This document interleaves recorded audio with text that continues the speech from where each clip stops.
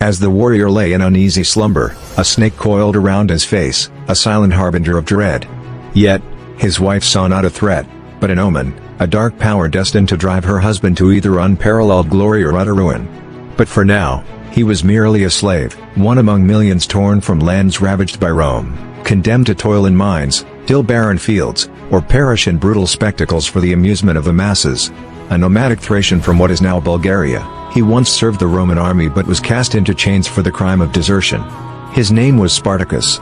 Spartacus was dragged to Capua by Batiatus, a merciless Lanista, a trainer of gladiators. Life in the ludus, the gladiator school, was a relentless crucible of pain. New recruits were bound by a blood oath to endure burning, binding, beating, and the sword's deadly bite, swearing absolute obedience to their master. Yet, even the harshest torments could not crush Spartacus's indomitable spirit. In 73 BCE, Spartacus led 73 fellow slaves in a desperate bid for freedom, seizing knives and skewers from the kitchen, and commandeering a wagon of gladiator weapons. Their fight was no longer for the amusement of others, it was a fight for their very survival. When news of the uprising reached Rome, the Senate, preoccupied with wars in Spain and the Pontic Empire, dismissed it as a minor disturbance.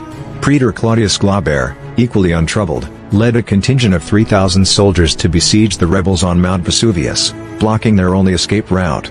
Confident in their plan to starve the rebels into submission, the Romans were caught off guard. In the dead of night, Spartacus and his men descended the cliffs on ropes fashioned from vines, launching a surprise attack on the unguarded Roman camp. Thus, the legend of Rome's defiant gladiator was born. As the rebellion's tale spread like wildfire, its numbers swelled with escaped slaves, deserters, and starving peasants.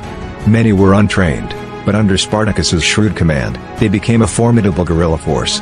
When Praetor Varinius led a second expedition against them, he was ambushed while bathing, a testament to Spartacus's cunning. Using the corpses of their foes as macabre decoys, the rebels evaded Roman patrols, even stealing Varinius's horse to aid their flight. Spartacus's victories and his policy of sharing the spoils of war endeared him to his followers, swelling their ranks further and seizing control of villages where new weapons were forged. The Romans soon recognized the threat was no longer a band of fugitives but a full-fledged army. In the spring of 72 BCE, the Senate unleashed the full might of 2 legions.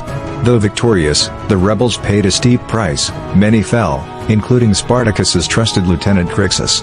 In a grim tribute, Spartacus held funeral games, forcing Roman prisoners to endure the same fate his